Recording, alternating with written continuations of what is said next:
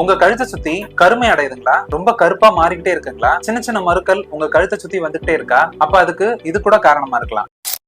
உங்க கழுத்தை சுத்தி அதிகமா கருமை அடையிறது, அது இல்லாம சின்ன சின்ன வாட்ஸ் அங்கங்க வந்துட்டே இருக்கிறது, இதுக்கெல்லாம் காரணம் இன்சுலின் ரெசிஸ்டன்ஸ். இந்த இன்சுலின் ரெசிஸ்டன்ஸ்னால நமக்கு இந்த கழுத்தை சுத்தி கருப்பா இருக்கிறதுக்கு பேரு அகாந்தோசிஸ் நைக்ரிகன்ஸ். இது ஏன் உருவாகுது அப்படின்னு பாத்தீங்கன்னா, நம்ம பாடியில இருக்க செல்கள் இன்சுலினுக்கு சரியா, அதாவது முழுமையா அதுக்கு ரியாக்ட் ஆகாம, ரெஸ்பாண்ட் பண்ணாம இருக்கிறதுனால நம்ம ஸ்கின் செல்ஸ் வந்து டிஃபரெண்டா ரியாக்ட் ஆகுறதுனால அந்த இடங்கள்ல தடிமனா, அதாவது கொஞ்சம் தடிச்ச மாதிரியும் கொஞ்சம் கருமையாவும் கழுத்தை சுத்தி உருவாகுது. இது இல்லாம வாட்ஸும் உருவாகுது. இது எதெல்லாம் இருக்கும் அப்படின்னு பாத்தீங்கன்னா, டைப் 2 டயபெட்டிஸ், பிசிஓடி, அது இல்லாம மெட்டபாலிக் சிண்ட்ரோம், இந்த மாதிரி சில டிசீசஸ்ல இது ரொம்ப காமனா இருக்கும். சோ இந்த அகாந்தோசிஸ் நைக்ரிகன்ஸ்ன்றது நமக்கு ஒரு சைன் ஆஃப் டிசீஸ். சோ இதை நீங்க கண்டிப்பா இக்னோர் பண்ணாம இதுக்கு ட்ரீட்மெண்ட் எடுத்துக்கிட்டீங்கன்னா கண்டிப்பா இம்ப்ரூவ் பண்ணிக்க முடியும். சோ ஹோமியோபதியில இதுக்கு சிறப்பான மருத்துவம் இருக்கு. ஹோமியோபதிக் மெடிசன்ஸ் எடுத்துக்கிறதுனால உங்களுக்கு இதுல நல்ல இம்ப்ரூவ்மெண்ட் கொண்டு வர முடியும். சோ இந்த காரணங்களை நோக்கி ஹோமியோபதி மெடிசன்ஸ் கொடுக்கறதுனாலயே இது காலம் முழுக்க உங்களுக்கு திருப்பி திருப்பி வர்றதை நம்ம தடுத்துக்க முடியும். இந்த டாபிக்ல உங்களுக்கு ஏதாவது டவுட்ஸ் இருந்தாலோ, இல்ல நான் வேற ஏதாவது டாபிக் பேசணும்னு நினைச்சாலும்